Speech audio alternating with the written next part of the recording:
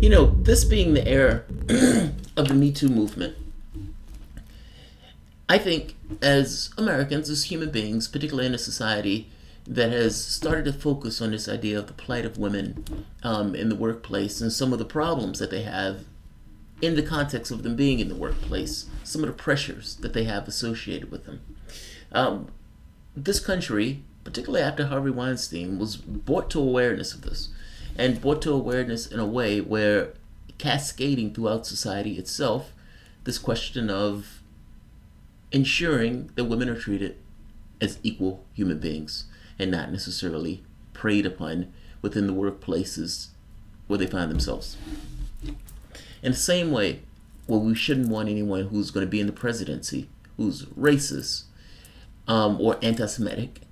I would argue that women should get the exact same courtesy, and in the same way where the lefties protect identity and Democrats scream and hold on to identity like grim death, we should also, in pursuit of protecting that identity, ensure that the person who takes the mantle of the presidency is also not sexist, or also don't necessarily have the capacity to keep his hands to himself and has a track record and a history of not being able to do so.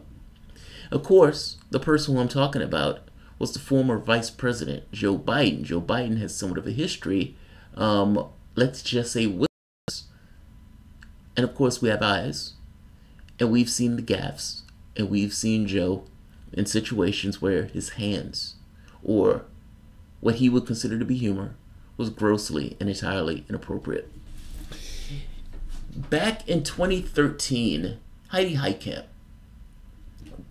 wins her Senate seat. Now, this was somewhat of an amazing upset because Heidi Heitkamp had been given like an 8% chance of winning that Senate seat. Imagine for the moment, you win this seat. You're going to Congress. Not just going to Congress, you're going to the Senate. You're going to be there for 6 years. You're going to work on crafting legislation. You as a senator is going to be in an amazingly powerful position because regardless of how big the states are, there are only 2 senators. You are one of 2 people representing the entirety of that state. This is a great day. This is a great day for you.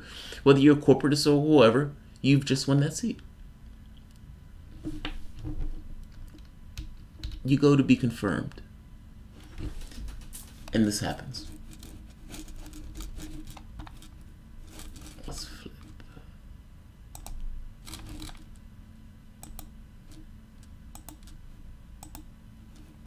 If you will place your left hand in the Bible and raise your right hand. Do you solemnly swear that you will support and defend the Constitution of the United States against all enemies, foreign and domestic, that you bear true faith and allegiance to the Savior? You take this obligation freely without any mental reservation or purpose of evasion, and that you will well and faithfully discharge the duties of the office on which you are about to enter, so help you God. I do. Welcome. Thank you. Welcome. Thank you, Mr. Thank President. you.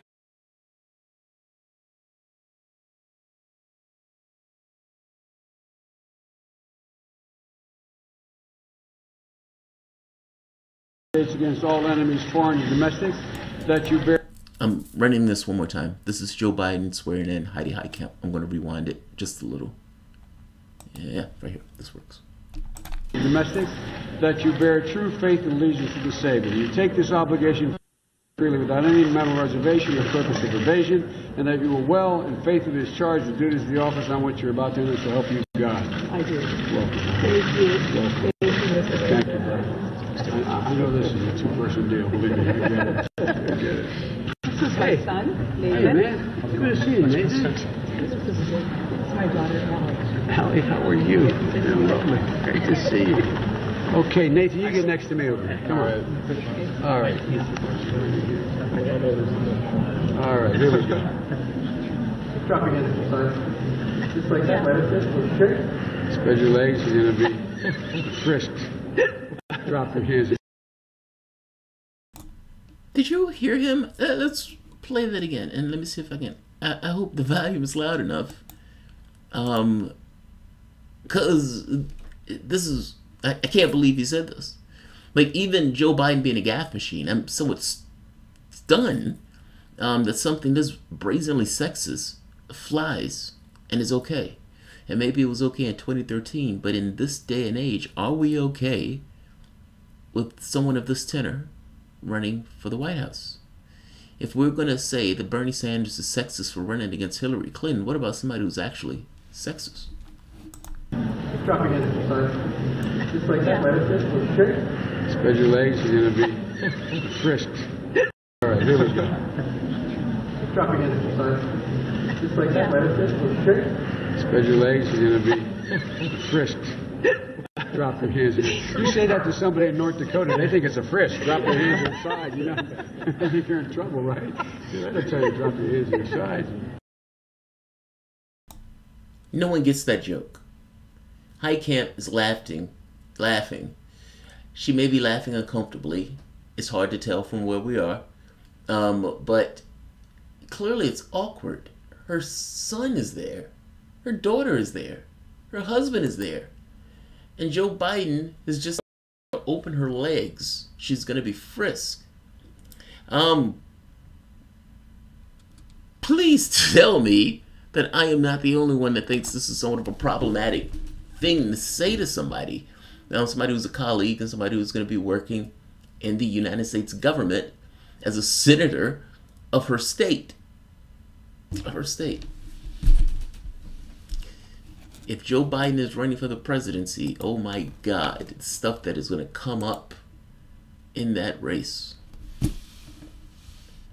He told Heidi Heitkamp to open her legs. She was going to be frisked and to put her arms to her side. And everybody else is looking.